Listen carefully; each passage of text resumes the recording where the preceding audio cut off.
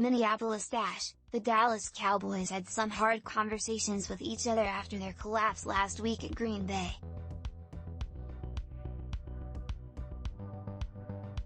They took out all that frustration and then some on the Minnesota Vikings, who might need a serious talk themselves after their 7-game winning streak came to a screeching halt.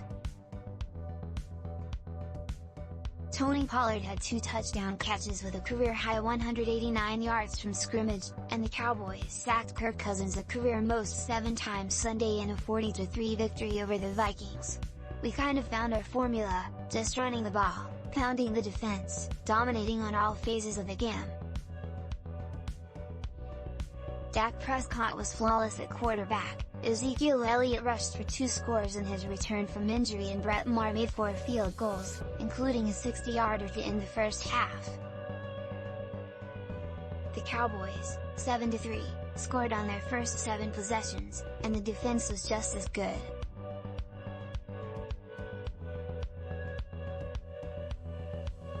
Micah, Parsons and Dorance Armstrong had 2 sacks apiece in the 5th largest loss ever for the Vikings, and the biggest road win in Cowboys history.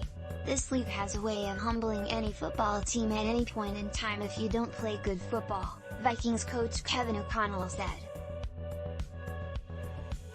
The Vikings, 8-2, have been the king of the comebacks in an NFL season featuring the smallest average winning margin in 90 years, none more remarkable than last week at Buffalo when they turned a 17-point deficit late in the 3rd quarter into an overtime victory.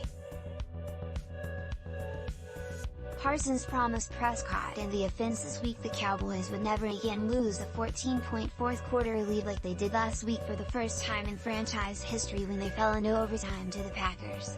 "I welcome constructive criticism," Parsons said, "and when you have that, they carried out a near-perfect game plan from offensive coordinator Kellen Moore and defensive coordinator Dan Quinn with stunning ease."